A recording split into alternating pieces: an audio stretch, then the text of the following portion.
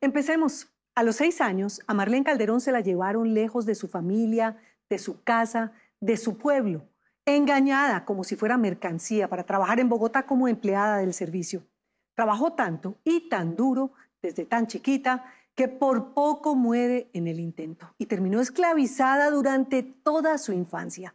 Como la vida a veces da la revancha, después de casi 50 años recuperó a su familia, de la que solo tenía algunos recuerdos muy vagos. Diego Rubio acompañó el reencuentro de Marlene con su hermana. Un abrazo que llega al corazón. Allá está mi hermana. Mírenla, es ella. Que empezó a subir una persona por el puente y de una fueron, las dos hicimos así. Y yo como que con ganas de ir correr, como ir a agarrarla, abrazarla. Entonces ya ella cruzó el puente y ya nos abrazamos, nos pusimos a llorar. Ay, yo muy nerviosa, feliz. Marlene y Andrea Calderón son hermanas, hermanas de sangre, pero no se conocían. Llevaban años buscándose por cielo, por tierra y por el ciberespacio, claro, pero no habían logrado dar la una con la otra. Y cuando por fin se encontraron hace apenas un par de meses, sintieron una conexión única, como si se conocieran de toda la vida. Nosotros las dos sentimos que somos como almas gemelas y nos ven y nos parecemos muchísimo. Mi mamá siempre ella me nombraba de mi hermana y que yo me parecía mucho a ella. Ella la recordaba mucho, que yo había quedado de reemplazo de mi hermana. Una conexión muy fuerte con ella. En el momento que nos vimos, yo de una y ella también, o sea, uff. Andrea es vanidosa y conversadora. Puede repetir 10 veces seguidas, al derecho y al revés, la historia de cómo encontró a su hermana perdida y de cómo trata a diario de hacerla reír. Marlene es todo lo contrario. Es la mayor de las dos y también la más seria, la más retraída. Por momentos toca prácticamente arrancarle las palabras. A ella sí le cuesta contar su historia. Una historia dolorosa, llena de abandono y de humillaciones. Duro porque fue muy difícil para ella y pues lo que ella no tuvo lo tuve yo, que fueron mis padres. Maldecía mi vida, maldecía todo, hasta mi propia padres. Pero cuando uno va creciendo, va entendiendo la vida. ¿Cómo no iba a sufrir? ¿Cómo no iba a odiar? ¿Cómo no iba a maldecir? Si la separaron de su familia cuando apenas empezaba a vivir. Si creció maltratada, enferma, esclavizada. Si su vida ha parecido más una película de terror que un cuento de hadas. ¿Tenía sueños en ese momento? No, nunca pensé en nada. Vivir sin sueños es vivir sin esperanza. Y Marlene Calderón soñaba si acaso con terminar el día.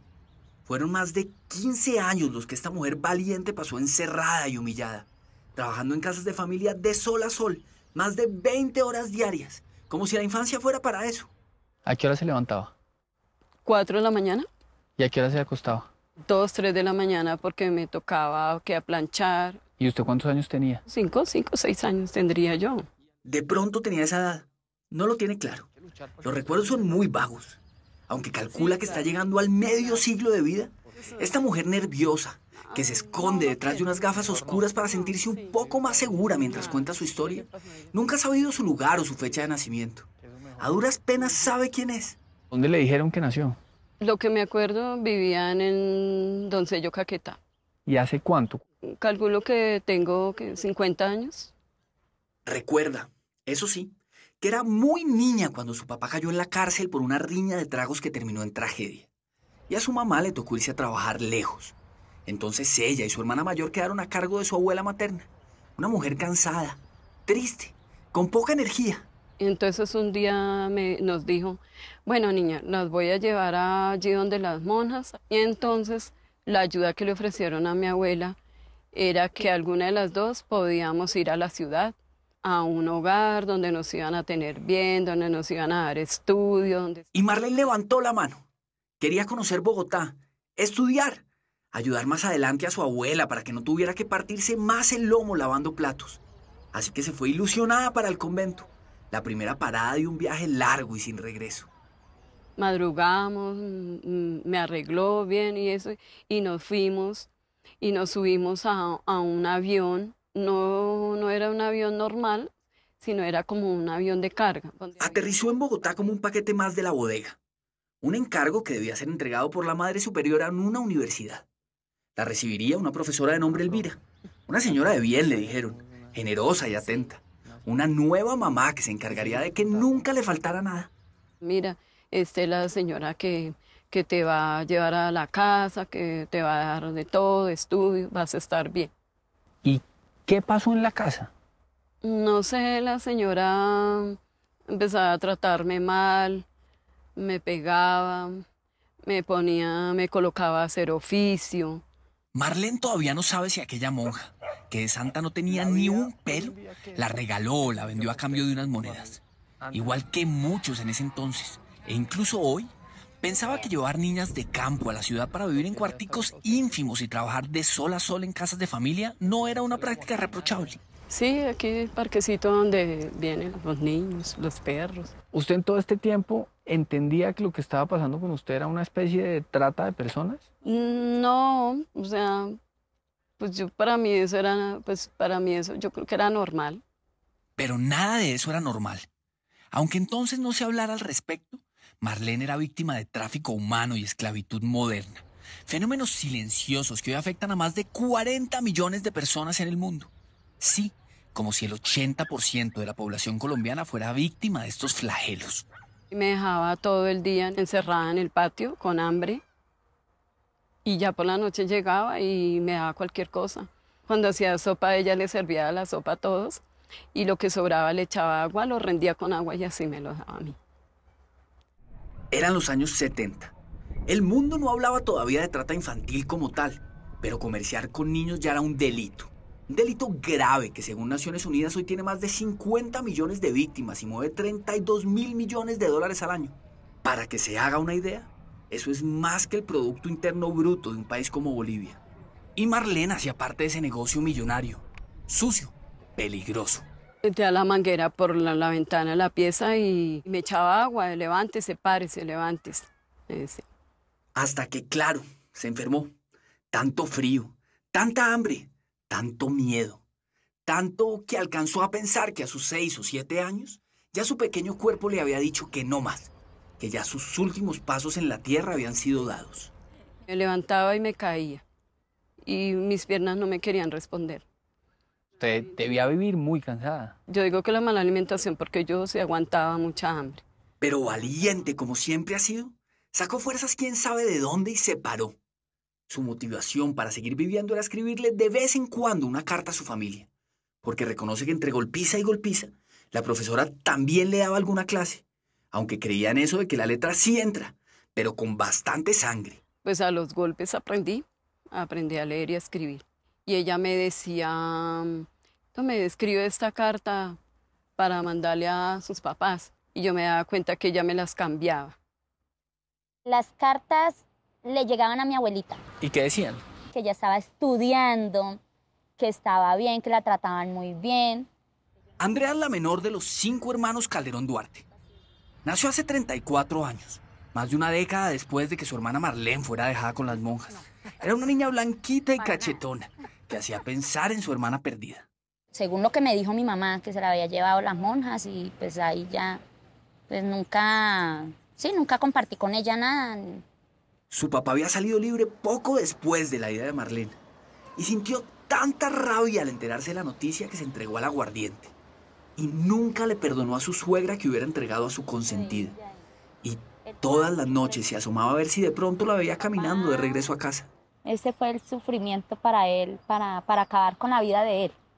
Mi mamá fue a un señor espiritista, bueno, más o menos como brujo, puede ser. Y ese señor le decía que mi hermana estaba en Italia. ¿Usted qué pensaba? Sí, yo pensaba eso. Imagínate, puede ser una doctora, quién sabe. Pero Marlene no vivía del otro lado del charco. Ni era doctora. Vivía en Bogotá. Era una especie de prisionera. Y trataba de sobrevivir mientras buscaba la forma de salir del infierno en la tierra, que era esa casa grande de la profesora. Yo lloraba. Y entonces los de al frente se dieron cuenta.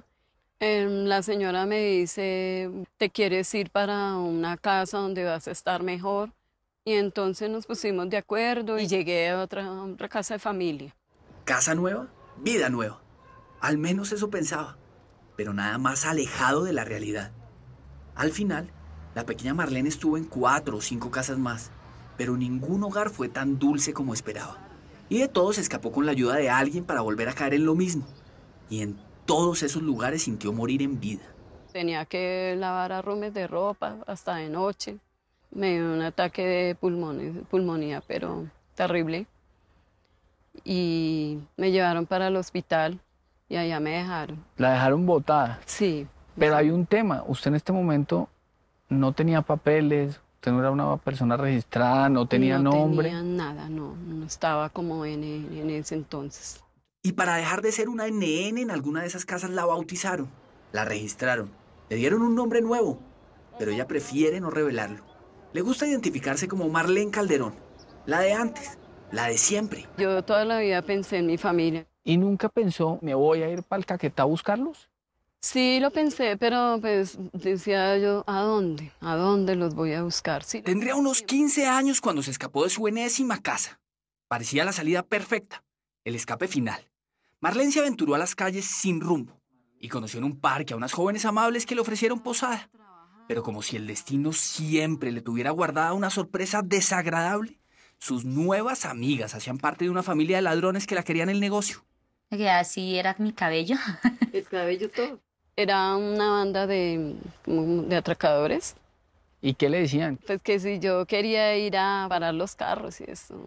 Paraba los carros y ellos caían. Ta. Exactamente, sí. Pero yo les dije que no. Unos años después Marlene escaparía otra vez.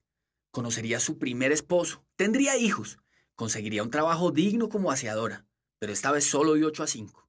Y nacería de nuevo, como ella misma dice. Mientras tanto, su hermana Andrea se obsesionaba con encontrarla. Y todos los días la buscaba en Google y en Facebook a ver si encontraba una pista. A veces le ponía Marlene Calderón Duarte. A veces Calderón Duarte Marlene. Bueno, eso... Hizo de todo. Buscó el convento donde entregaron a su hermana. Y aunque ya no existía, pudo averiguar que la madre superiora se llamaba Teresa Adel Brambila, misionera de la Orden de la Consolata. Y llamó a Italia, a la sede principal de esa congregación, pero no le dieron ni la bendición. Entonces, desesperada, recurrió a las cámaras. Mi nombre es Andrea Patricia Calderón y vine en busca de mi hermana acá al Caquetá. Pero al ver que ni aparecer en noticieros funcionaba, quemó el último cartucho. Se fue para la tumba de la hermana Teresa y le suplicó que pagara por sus pecados con un milagro. Yo le hablé duro, le dije, me tiene que regresar a mi hermana, mire que hemos sufrido mucho por ella, porque no sabemos nada de ella. Algunos diremos que lo que pasó después fue una de esas coincidencias que se dan sin explicación aparente. Pero para Andrea fue obra y gracia de una confabulación entre Facebook y el más allá. Dije, voy a volver otra vez a buscarla. Me salió una de blusita anaranjadita. Y yo, uy, esto es, o sea, es la misma, o sea, soy yo. Un día me dije, voy a crear un Face. Y un buen día, pasando el tiempo, había un informe ahí que me estaban buscando, que mi hermana. Pero Marlene no sabía ni siquiera que tenía una hermana menor. ¿Se la imaginaba así? Nunca me imaginé que tuviera una hermana gemela. Fue entonces cuando se encontraron en el puente y se pusieron al día con un café. Andrea le contó que su hermana, la que no había levantado la mano a la hora de ir al convento, la recordaba mucho y que su mamá estaba viva, feliz de saber de ella, pero que su papá había muerto no mucho después de su partida. Los médicos dicen que fue de cirrosis, otros creen que fue de pena moral. ¿Siente rencor? Ya no, yo curé mi corazón. ¿No odia a la señora que la recibió? A nadie, no odio a ¿No nadie. odia a la madre superiora? No tengo rencor con nadie ni odio con nadie. Y menos rencor aún cuando está con su hermana y hace planes. Quieren volver al pueblo donde vive Andrea y el resto de la familia, como lo hicieron días después del primer encuentro. También quieren vivir cerca para seguir conociéndose. Y quién sabe, de pronto hasta escriban su historia a 4 manos. O sea, la vida de nosotros, de nuestra familia, es como si fuera una novela. A veces he pensado, hombre, ¿yo por qué no he hecho un libro sobre mi vida? Le pondría las 3 vidas de Marlene Calderón, porque ella misma dice que ha vivido no una ni 2, sino 3 veces. La primera, antes de llegar al convento. La segunda, esa de miedo y dolor que todos los días trata de olvidar. Y la tercera, la que vive ahora, llena de esperanza y que parece por fin tener un final feliz.